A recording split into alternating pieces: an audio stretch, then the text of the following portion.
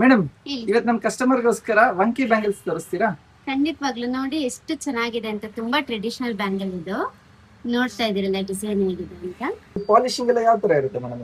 ಇದು ಕಾಪರ್ ಮೇಲೆ ನಾವು ಫಸ್ಟ್ ಕ್ವಾಲಿಟಿ ಮೈಕ್ರೋಗೋಲ್ಡ್ ಪ್ಲೇಟಿಂಗ್ ಮಾಡಿರ್ತೀವಿ. ಅದ್ರ ಮೇಲೆ ಆಂಟಿ ಗ್ರಾನಿಶಿಂಗ್ ಕೋಟಿಂಗ್ ಮಾಡಿರ್ತಾರೆ. ಸೊ ಹಾಗಾಗಿ ತುಂಬಾ ಡ್ಯೂರಬಲ್ ಆಗಿರುತ್ತೆ ಅಂತ. ಇನ್ಸೈಡ್ ಕೂಡ ನೀವು ನೋಡ್ಬೋದು ಯಾವ ತರ ಇದೆ ಅಂತ.